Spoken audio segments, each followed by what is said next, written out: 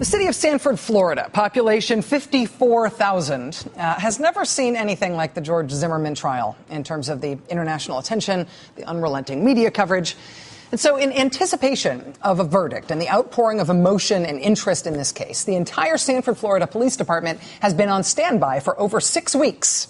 Since before the trial even began, the police chief suspended all vacations and suspended all furloughs. Police officers were given special training to prepare for when a verdict was announced. A special command center was set up in case things got out of control. But that is not what happened. Saturday night, when the court announced that a jury had found Mr. Zimmerman not guilty of second-degree murder or manslaughter in the death of Trayvon Martin, instead, the city of Sanford looked like this. Outside the courthouse, there was a strong reaction, to be sure, but the gathering was just as assuredly peaceful, vocal, but peaceful. Same goes for yesterday, the day after the verdict was announced. There were multiple protests in Sanford, Florida, including a rally in front of the courthouse where the trial took place and a noonday prayer at churches across the city. On Saturday night, on the other side of the country, protesters took to the streets in San Francisco and in Oakland. There were some reports of vandalism in Oakland. One person was arrested, but by and large, the protests were peaceful. Then yesterday was a big day for organized protests all over the country. If he wouldn't have followed Trayvon, we wouldn't be here today. They also say this is about more than the death of Trayvon Martin. We see senseless death each and every day in the city of St. Louis. Those participants throwing Skittles up in the air. The gesture meant to send a message mainly to federal prosecutors. Protesters are hoping that gatherings like this will keep pressure on the Justice Department. Hundreds of people took to the streets of Atlanta tonight to protest the not guilty verdict in the George Zimmerman trial. More than a dozen people took to the streets in Dallas to protest this verdict. They were holding signs saying no justice, no peace. It's about more than guilt or innocence at this gathering, but what the case again exposes, a deep racial divide alive and well in America. So there were more than 24 organized protests around the country, including in Los Angeles, where people gathered in front of the CNN building in Hollywood. Police officers in riot gear were called in to disperse the crowd there, and about a half dozen people were arrested. Some protesters blocked a major freeway for about 25 minutes in Los Angeles. In New York City, protesters gathered during the day at Union Square and then again in the evening in Times Square. About a dozen people were arrested overall. In Newark, New Jersey, hundreds of people braved 95-degree heat to wave signs high above their heads and chant "No justice, no peace." They marched to the federal courthouse.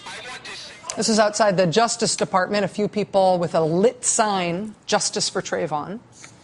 In Chicago, hundreds of people gathered for a moment of silence before the verdict. There was a fairly concerted effort, I should say, to terrify the country about what kind of horrible reaction there would be to the verdict. There was a verdict, indeed, this weekend, and people responded with demonstrations. And they were almost entirely peaceful, emotional protests all around the country.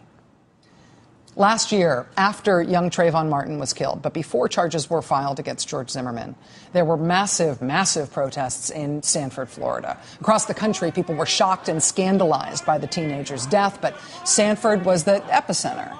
And sometimes when big protests like that happen, especially big repeated protests like that happen, the Justice Department, they dispatch a special unit called the Community Relations Service to go meet with law enforcement and involve parties and help monitor protests to try to make sure everyone on both sides behaves peacefully.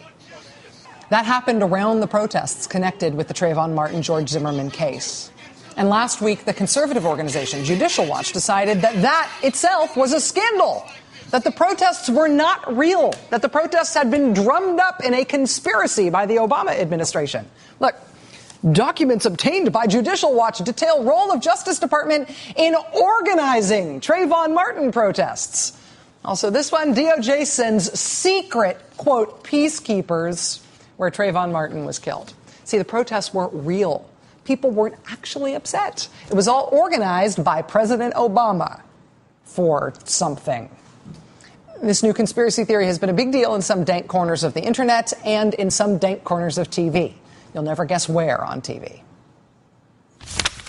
The Department of Justice is now responding after a government watchdog group obtained documents that they claim show that an arm of the DOJ was involved in helping to organize anti-George Zimmerman protests last year. By their own admission, they went down to organize protests, and the protests were for the prosecution of Mr. Zimmerman in support of Mr. Martin, and that's fine. Have the Department of Justice going down there in a very the supposedly secretive organization. They would show up at these meetings with DOJ jackets and hats on, looking more like stormtroopers than facilitators and peacekeepers. They were promoting the protest against Zimmerman. This is a promotion of a protest. It's not being neutral. It's promoting one side of a controversy and in a racially charged way. As Department of Justice employees go down there, they're helping organize marches.